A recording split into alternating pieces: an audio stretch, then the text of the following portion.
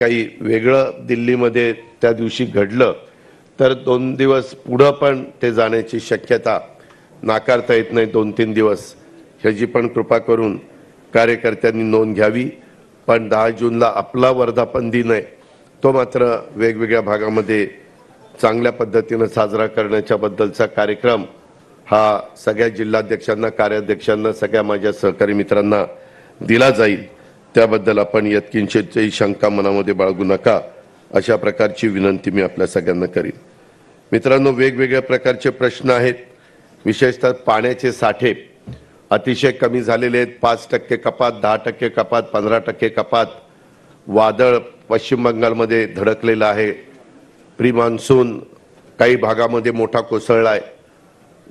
हवेच्या वादळी वाऱ्यामुळे प्रचंड नुकसान झालं, पत्रा उडून गेला। तरी देखील त्याच्यामध्ये आपण लक्ष घातलं आणि 25 जिल्ह्यामध्ये साधारण 10,000 हेक्टरचे पंचनामे कालपर्यंत झालेले आहेत। पंचनाम्याचं काम सुरू आहे, कारण काही ठिकाणी जनावरं मेलीत, काही ठिकाणी मनुष्यहानी पण झालेली आहे, पत्रे पण उडालेले आहेत, घराचंही नुकसान झालेलं आहे, पिकांचं उन्हाळी पिकांचं नुकसान झालेलं आहे आणि काही भागामध्ये प्रचंड मोठ्या प्रमाणात टँकरनी पाणी पुरवठ्याची मागणी आहे।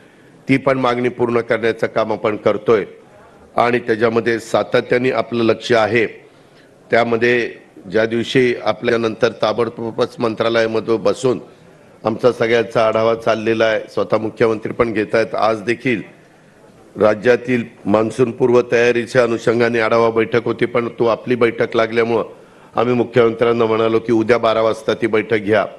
त्याच्यामुळे मान्सून पूर्व तयारीची पण बैठक उद्या होणार आहे आणि 350व्या शिवराज्याभिषेक महोत्सव 350वा यंदाच्या वर्षी आपल्याला साजरा करायचा आहे आणि त्याचाही उद्याच्याला आम्ही बैठक त्या ठिकाणी ठेवलेली मुख्यमंत्र्यांच्या अध्यक्षतेखाली, ती पण साधारण उद्याच्याला होईल। मला लोकप्रतिनिधींना इथं बरेचसे आमदार आहेत म्हणून त्यांना सांगायचं आहे की या सगळ्याच्या संदर्भात मदत पुनर्वसन खात्याचे मंत्री इथंच आहेत। किती तारखेला आपण बैठक घेतली होती? 21 तारखेला। 21 तारखेला आम्ही बसलो होतो मंत्रालयामध्ये। आम्ही फार टीव्हीकडे किंवा प्रेसकडे जात नाही। बैठक घेतली, नामकं झालं तमकं झालं, फोटो काढा आणि ते सोशल मीडियाला टाका आणि ते अमकं करा। त्याच्यामध्ये थोडीशी आचारसंहितेची अडचण होती। आपण खरं तर 20 तारखेला महाराष्ट्रातल्या निवडणुकीचं मतदान झालं 5व्या टप्प्यातलं आणि ते झाल्यानंतर आम्ही नितीन करीर म्हणून आपले चीफ सेक्रेटरी आहेत, त्यांना सांगितलं तुम्ही निवडणूक आयोगाला कळवा की आता इथं आचारसंहिता शिथिल करा, काढून टाका नका, शिथिल करा की ज्याच्यातनं काही निर्णय मंत्र्यांना घ्यायला सोपं जाईल, कॅबिनेट घेता येईल, कॅबिनेटमध्ये देखील काही निर्णय घेता येतील।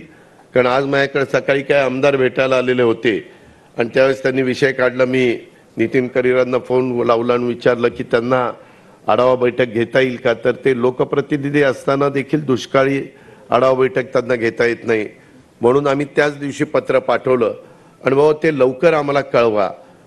तिथं त्यांची परवानगी घेऊन करता येतं, परंतु अजूनपर्यंत आलं नाही। कदाचित आज काही त्याच्याबद्दलचं मत ते व्यक्त करतील, परंतु तो निवडणूक आयोगाचा अधिकार आहे, ही गोष्ट आपल्याला मान्यच करावं लागेल। आता आजच्या पण ह्या 2 बैठका उद्यावर आपण ढकलल्यात, त्याच्याबद्दल देखील आपण त्यांची पूर्व परवानगी घेतलेली आहे, हे पण मी आपल्या सगळ्यांच्या लक्षामध्ये आणून देऊ इच्छितो।